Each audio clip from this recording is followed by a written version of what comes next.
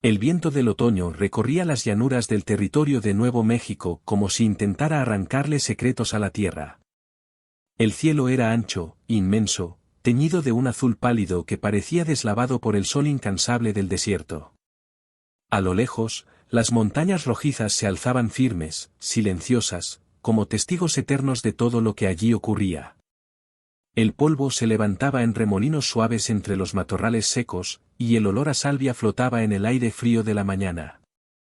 El rancho Los Álamos descansaba en medio de esa vastedad, construido con madera oscura y techos inclinados que habían resistido más de un invierno duro. No era el rancho más grande del territorio, pero se mantenía firme, igual que su dueño. Santiago Valdés apoyaba sus antebrazos sobre el poste del corral, observando cómo dos de sus hombres intentaban calmar a un potro joven que aún no aceptaba la silla. Su rostro, curtido por el sol y los años, mostraba líneas profundas alrededor de los ojos. No eran solo marcas de trabajo, eran marcas de silencio. Santiago era un hombre acostumbrado a resolverlo todo con sus propias manos. Había heredado poco más que tierra seca y deudas antiguas, pero con esfuerzo convirtió aquel terreno en un lugar respetable. Sin embargo, el éxito nunca había llenado el vacío que lo acompañaba al caer la noche. La casa principal era amplia para un solo hombre. El eco de sus pasos sobre el suelo de madera era el único sonido constante después de que el fuego se apagaba. Con el invierno acercándose, necesitaba ayuda. No en el establo, no en el campo. Necesitaba a alguien en la cocina. Alguien que pudiera preparar 3 comidas al día para 6 hombres hambrientos, mantener la despensa en orden y no asustarse con el silencio que traía la noche en campo abierto. Había respondido a una carta semanas atrás. Una mujer que buscaba trabajo honrado. Eso era todo lo que sabía. El crujido lejano de ruedas interrumpió sus pensamientos. Santiago levantó la mirada hacia el camino principal. Una nube de polvo avanzaba en la distancia. La diligencia de Santa Esperanza. Se enderezó lentamente mientras el carruaje se acercaba, los caballos resoplando, las ruedas golpeando contra las piedras del sendero. El conductor tiró de las riendas y la diligencia se detuvo con un ruido seco frente al rancho. El polvo tardó unos segundos en asentarse. La puerta se abrió. Primero apareció una bota cubierta de tierra. Luego una falda sencilla, color marrón claro, movida por el viento. Finalmente, una mujer descendió con cuidado, sosteniendo a un niño pequeño contra su pecho. Santiago frunció levemente el ceño. La mujer alzó la vista hacia él. Tenía el cabello recogido en un moño sencillo, algunos mechones sueltos enmarcando su rostro. Sus ojos eran verdes, claros, pero no suaves. Eran ojos que habían visto dificultades y aún así se mantenían firmes. ¿Señor Valdés? Preguntó con voz tranquila. Soy yo. Lucía Herrera. Respondí a su anuncio. Dijo que necesitaba una cocinera. Su tono no era sumiso ni desafiante. Era directo. Santiago asintió lentamente, pero su mirada se había detenido en el niño. El pequeño dormía, envuelto en una manta gris. Tendría alrededor de 2 años. Su respiración era tranquila, ajena a la tensión que flotaba entre los adultos. En la carta no mencionó que vendría acompañada, dijo Santiago finalmente. Lucía bajó la vista un instante hacia el niño, ajustándolo con cuidado entre sus brazos. No creí necesario hacerlo. Es mi hijo. Y no tengo a nadie más con quien dejarlo. El viento sopló con más fuerza, moviendo el polvo alrededor de sus botas. Santiago dio un paso más cerca. Algo en el rostro del niño llamó su atención. Una pequeña marca, justo sobre la ceja izquierda. Un lunar alargado, apenas visible bajo la luz del sol. El corazón le dio un golpe seco en el pecho. Sin darse cuenta, llevó la mano a su propia ceja. Él tenía una marca idéntica. Desde niño. El pequeño se movió en brazos de su madre. Sus párpados temblaron, y lentamente, abrió los ojos. Santiago dejó de respirar. Gris acero. No era un gris común. Era el mismo tono frío y profundo que le había devuelto el espejo toda su vida. No había duda posible. El niño lo miró con curiosidad, sin miedo, como si algo instintivo lo mantuviera tranquilo.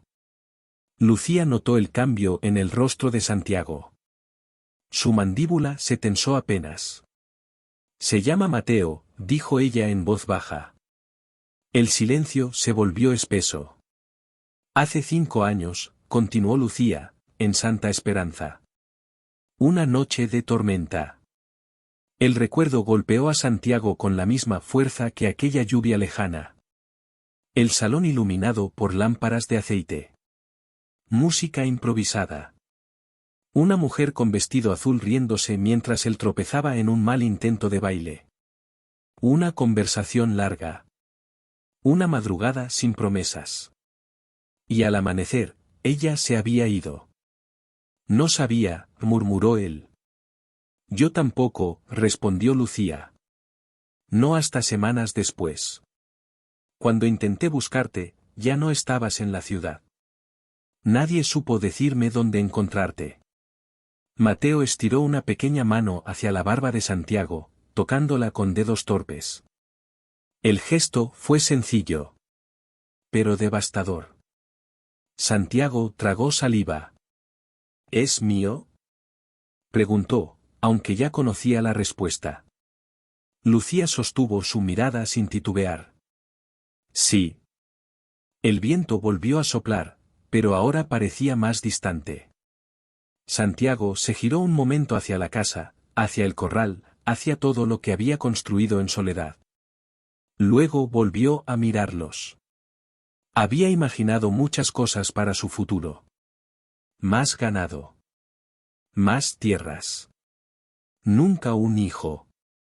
Nunca una segunda oportunidad. Lucía habló primero. No vine a exigir nada. Solo necesito trabajo. Si decide que no es conveniente, me iré al próximo pueblo. Mateo soltó una pequeña risa, ajeno a la gravedad de la situación. Santiago se agachó lentamente hasta quedar a la altura del niño. Mateo lo observó con ojos atentos. Había algo familiar en la forma en que fruncía el ceño al concentrarse. Era como mirarse años atrás. Se puso de pie con decisión. Entren, dijo con voz firme. Lucía dudó apenas un segundo. Podemos hablar adentro. Ella caminó hacia la casa, aún con cautela. Santiago abrió la puerta y el calor del interior escapó hacia el aire frío del otoño. Antes de cruzar el umbral, Lucía se volvió hacia él. No tiene obligación alguna. Santiago sostuvo su mirada verde, intensa. Tal vez no, respondió. Pero eso no significa que no quiera hacerlo. Miró al niño una vez más. Se quedan. La palabra quedó suspendida en el aire, simple pero definitiva. Por primera vez en muchos años, la casa de los Álamos no parecía tan grande ni tan vacía. Y el otoño, que siempre traía silencio, esa vez traía algo distinto. Traía comienzo. El invierno llegó despacio, como si primero quisiera probar la resistencia de la tierra antes de instalarse por completo. Las mañanas amanecían cubiertas por una capa fina de escarcha que crujía bajo las botas, y el aliento de los caballos se elevaba en nubes blancas frente al establo. Dentro de la casa principal, sin embargo, algo había cambiado. Ya no olía solo a leña y polvo viejo. Ahora el aire estaba impregnado de pan recién horneado, café fuerte y especias suaves que calentaban el ánimo antes incluso de tocar la lengua. Lucía se levantaba antes que el sol. Cuando los primeros tonos grises apenas asomaban por el horizonte, ella ya estaba encendiendo el fogón, amasando con movimientos firmes y seguros. No hacía ruido innecesario. No desperdiciaba harina. Cada gesto parecía medido por años de práctica.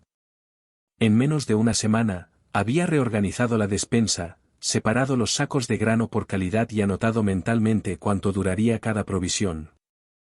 Los vaqueros notaron la diferencia desde el primer desayuno.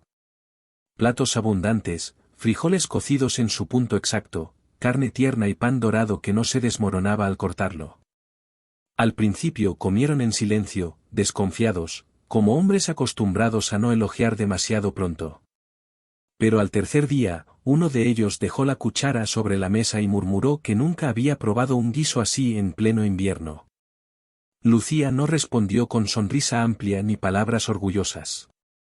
Solo asintió y siguió sirviendo. No buscaba aprobación. Solo hacía su trabajo. Mateo, mientras tanto, comenzó a recorrer la casa con pasos inseguros pero curiosos. Sus nuevas botas resonaban sobre la madera con pequeños golpes torpes. Observaba todo. Escuchaba todo. Y, sobre todo, observaba a Santiago. El niño parecía estudiar cada movimiento del hombre, cómo se quitaba los guantes al entrar, cómo colgaba el sombrero siempre en el mismo clavo, cómo se lavaba las manos antes de sentarse a la mesa. No decía mucho, pero sus ojos seguían cada gesto con atención silenciosa. Una mañana, mientras Lucía amasaba pan de maíz, Santiago se detuvo en la puerta de la cocina. «Voy al establo», dijo, casi como una invitación. Mateo levantó la cabeza de inmediato. Lucía dudó un instante, pero luego inclinó el rostro hacia su hijo. «Quédate cerca de él», le dijo suavemente. Santiago extendió la mano. El niño la miró un segundo antes de tomarla con firmeza sorprendente. El establo olía a heno seco y cuero viejo. Los caballos movieron las orejas al verlos entrar. Santiago caminó despacio, consciente del pequeño paso que intentaba igualar el suyo. «Ese es Relámpago», dijo señalando un potro castaño que golpeaba el suelo con el casco. «Aún no aprende a confiar». Mateo soltó la mano de Santiago y se acercó lo suficiente para estirar los dedos hacia la crin del animal. El caballo resopló, pero no se apartó. Santiago colocó su mano grande sobre la espalda del niño, firme pero suave. «Despacito», murmuró. Mateo acarició el cuello del potro y luego miró a Santiago como si buscara aprobación. No hizo falta decir nada. El leve asentimiento fue suficiente. Ese fue el primer momento en que no parecían extraños. Esa misma semana, Santiago comenzó a trabajar en la pequeña habitación al final del pasillo. Era un antiguo cuarto de almacenamiento lleno de herramientas viejas y cajas sin uso. Pasó tardes enteras limpiando polvo, clavando tablas sueltas y ajustando la ventana para que no dejara pasar el viento. No anunció su intención. Simplemente lo hizo. Lucía lo observaba desde la cocina mientras él transportaba madera o movía muebles pesados. No preguntaba, pero entendía. Una noche, después de que los vaqueros se retiraron al barracón y Mateo dormía profundamente, Lucía se sentó frente al fuego con una taza de café entre las manos. Santiago ocupó la silla opuesta. El silencio no era incómodo. Era reflexivo. «No tienes que hacer todo eso», dijo ella finalmente, refiriéndose a la habitación. «Lo sé. Mateo puede dormir donde está». Santiago sostuvo la taza sin mirarla. «Un niño necesita su propio espacio». Lucía bajó la mirada al fuego. «He vivido mudándome de un lugar a otro desde que nació. No me acostumbro a quedarme». «No siempre es malo quedarse», respondió él. Ella levantó los ojos verdes, firmes. «Quedarse significa depender. Y depender significa que alguien más puede decidir cuándo te vas». Las palabras quedaron suspendidas entre ellos. Santiago entendió más de lo que ella decía. Había aprendido a no atar su vida a nadie precisamente por esa razón. La tierra no abandonaba. Las personas sí. Días después, mientras la primera nevada ligera cubría el rancho, Santiago habló sin rodeos. Podrían quedarse más allá del invierno. Lucía se quedó inmóvil. El sonido del cuchillo cortando verduras se detuvo. Eso no fue parte del acuerdo. Podría serlo. Ella se giró lentamente hacia él. ¿Por qué? La pregunta no era simple. No buscaba cortesía. Buscaba verdad. Santiago tardó en responder. Porque el rancho ya no se siente vacío. Lucía respiró hondo. Miró hacia la habitación donde Mateo jugaba con un trozo de cuerda, intentando imitar el sonido de un caballo. No puedo prometer quedarme en un lugar donde no estoy segura. No te pido promesas ahora, dijo él. Solo que consideres la posibilidad. Esa noche, mientras el viento golpeaba las ventanas y la escarcha cubría los abrevaderos, Lucía permaneció despierta más tiempo del habitual. Observaba a su hijo dormir en la pequeña habitación recién preparada. Las paredes aún olían a madera nueva. La ventana estaba bien sellada. No entraba frío. Por primera vez en mucho tiempo, no sentía urgencia de empacar. Santiago, sentado en la cocina, revisaba en silencio unas riendas desgastadas. Escuchó los pasos suaves de Lucía acercarse. Mateo dijo hoy, caballo, como tú lo dices, comentó ella. Él dejó el cuero sobre la mesa. Es listo. Te observa, añadió ella. Santiago asintió. Yo también lo observo. No hubo declaración formal. No hubo palabra grande que marcara un cambio. Pero algo ya había cambiado. A la mañana siguiente, cuando el niño salió al patio con su pequeño abrigo, Santiago lo esperó junto al corral. Ven, le dijo simplemente. Mateo corrió hacia él. Sin anunciarlo, sin discutirlo, sin firmar ningún acuerdo, Santiago comenzó a actuar como padre. Le enseñó a distinguir el sonido de cada caballo, a sostener una cuerda sin quemarse las manos, a mirar siempre al horizonte antes de montar. Lucía lo veía desde la puerta de la casa. No intervenía. Había miedo en su pecho, sí. Miedo a confiar demasiado. Miedo a imaginar un futuro estable que pudiera romperse. Pero también había algo más. Por primera vez desde que Mateo nació, no estaba sola enfrentando el invierno. Y aunque ninguno de los dos lo decía en voz alta, el rancho Los Álamos comenzaba a echar raíces que no dependían solo de la tierra. Dependían de ellos. La primera nevada cayó antes de lo esperado. No fue una tormenta violenta, sino un manto silencioso que cubrió el rancho durante la madrugada. Al amanecer, Los Álamos parecía otro lugar. Los cercos estaban delineados en blanco, el techo de la casa sostenía una capa fina de hielo y el arroyo cercano comenzaba a endurecerse en los bordes. Santiago lo sintió en las rodillas incluso antes de abrir la puerta. El aire era más denso, más cortante. El invierno ya no era una advertencia. Era una presencia firme. Dentro de la casa, Lucía revisaba la despensa con el ceño apenas fruncido. Levantó un saco de harina, lo pesó en sus manos y lo volvió a dejar. No alcanzará más de 2 semanas, dijo sin dramatismo. Santiago se quitó los guantes. ¿Y el cerdo salado? Poco.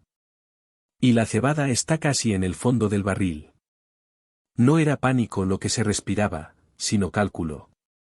El invierno exigía previsión, y ellos estaban en el límite.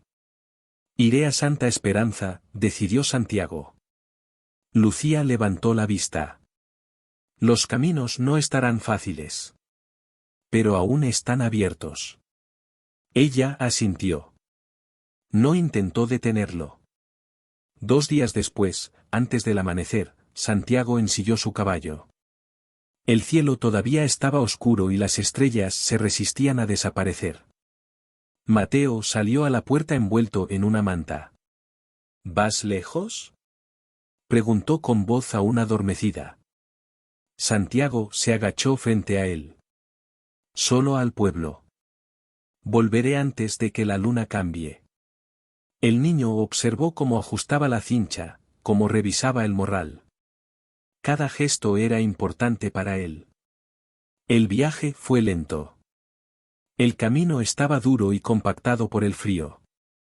El viento levantaba pequeños remolinos de nieve seca que golpeaban el rostro. Santa Esperanza no era una ciudad grande, pero en invierno parecía aún más reducida. Algunas casas estaban cerradas. Las calles, casi vacías. Santiago compró lo necesario primero: harina decente, sal, cebada, café que no supiera a humedad. Pagó sin discutir precios. Luego caminó hacia la zapatería. El zapatero le mostró varios pares pequeños. Santiago tomó uno de cuero oscuro, resistente, con suela gruesa. ¿Para tu hijo?, preguntó el hombre. Santiago no respondió de inmediato. Sí, dijo finalmente. Después pasó por la tienda de telas. Dudó unos segundos frente a los rollos colgados. Eligió lana marrón, firme, suficiente para un abrigo que resistiera el viento del norte. Regresó al rancho al anochecer. El caballo avanzaba más despacio bajo el peso de las provisiones. Desde la distancia vio la luz cálida filtrarse por las ventanas. Lucía lo esperaba en el porche con una linterna. ¿El camino?, preguntó. Transitable, respondió él mientras desmontaba. Dentro, Mateo estaba sentado sobre la alfombra trenzada, concentrado en tallar una figura pequeña en un trozo de jabón. Cuando vio a Santiago, se levantó de un salto. ¿Volviste? Santiago dejó los sacos en el suelo y sacó el paquete envuelto en tela. Te traje algo. Mateo lo abrió con manos impacientes. Al ver las botas nuevas, sus ojos se iluminaron como si hubiera descubierto un tesoro. Lucía observaba desde la cocina, en silencio. Son fuertes, dijo Santiago. Para que corras sin que el frío te alcance. El niño se sentó en el suelo para probárselas de inmediato. Luego Santiago tomó el rollo de lana y lo colocó sobre la mesa. Y esto es para ti, dijo mirando a Lucía. Ella pasó los dedos por la tela con lentitud. Es buena lana. Pensé que sabrías qué hacer con ella. Lucía levantó la mirada. Gracias. No dijo más, pero en su voz había algo distinto. Esa noche, mientras Mateo dormía con las botas nuevas junto a la cama, Lucía se sentó frente al fuego con un cuaderno pequeño. Dibujaba líneas simples. Estoy pensando en la primavera, murmuró. Santiago levantó la vista. ¿Sí? Un pequeño jardín detrás del ahumadero. Tomillo. Cebollas. Quizás papas si la tierra lo permite. Él asintió. La tierra es dura, pero responde si se trabaja. Lucía cerró el cuaderno. No quiero pasar otro año moviéndome de un lugar a otro. El silencio que siguió fue más profundo que cualquier palabra. ¿Planeas quedarte?, preguntó Santiago finalmente. Ella sostuvo su mirada. Eso depende. ¿De qué? De si esto es temporal, o algo más. Santiago no respondió de inmediato. Al día siguiente, mientras arreglaba una cerca, escuchó una voz pequeña detrás de él. Papá. El martillo quedó suspendido en el aire. Se giró lentamente. Mateo lo miraba sin darse cuenta de lo que había dicho. Solo repetía lo que sentía natural. Lucía, desde la puerta de la casa, había escuchado también. Sus manos se tensaron sobre el delantal. Santiago dejó el martillo y se acercó al niño. ¿Qué dijiste? Mateo parpadeó. Papá, ¿puedo ayudarte? No hubo corrección. No hubo explicación. Santiago simplemente asintió. Claro que puedes. Esa noche, el viento golpeaba fuerte las ventanas. Lucía estaba de pie junto a la ventana, mirando la nieve caer bajo la luz de la luna. Santiago se acercó en silencio. «¿Le gustaron las botas?», dijo él. «Sí». El reflejo de la luna dibujaba líneas suaves en el rostro de Lucía. «Tiene derecho a estabilidad», murmuró ella. «Y la tendrá». Ella se volvió hacia él. «No puedo permitir que se encariñe con algo que puede desaparecer». «No desapareceré», respondió Santiago. Lucía sostuvo su mirada, buscando algo más profundo que palabras. «He sobrevivido sola desde que nació», dijo. «No sé cómo depender de alguien sin temer que un día cambie de idea». Santiago dio un paso más cerca. «No te estoy ofreciendo caridad. Ni obligación. Te estoy ofreciendo un lugar aquí, conmigo». El viento se coló por una rendija y apagó casi por completo una de las lámparas. La casa quedó en una luz tenue, íntima. «Si te quedas», continuó él, «no serás la cocinera. Serás parte de esto. De la casa. De mí». Lucía respiró hondo. «¿Qué estás diciendo exactamente, Santiago?». Él sostuvo su mano con cuidado, como si temiera que pudiera romperse. «Que quiero que seas mi esposa». Las palabras no fueron grandiosas. Fueron firmes. Lucía cerró los ojos un instante. Pensó en las noches solitarias, en los caminos interminables, en el miedo constante de no tener raíces.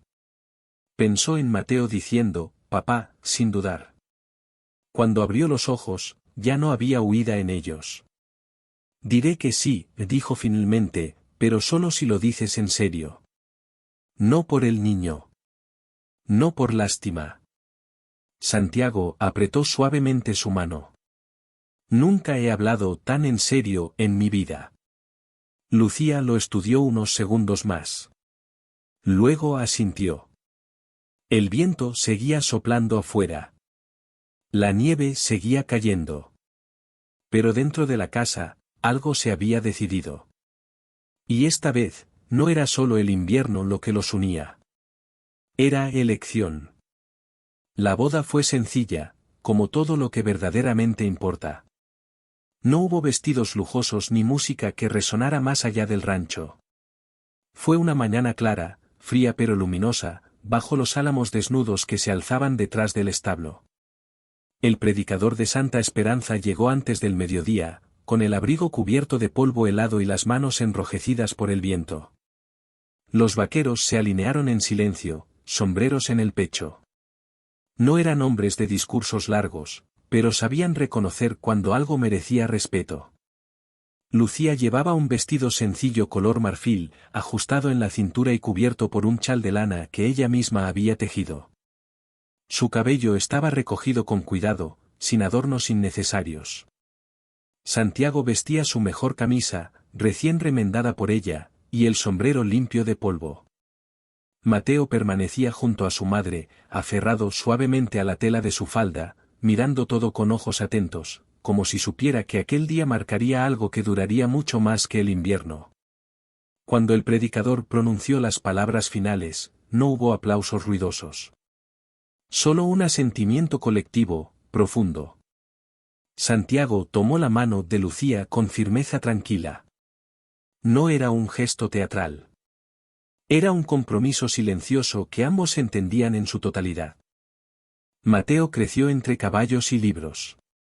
Por las mañanas seguía a Santiago al establo, aprendiendo a ensillar, a distinguir huellas en la tierra, a reparar cercas con paciencia.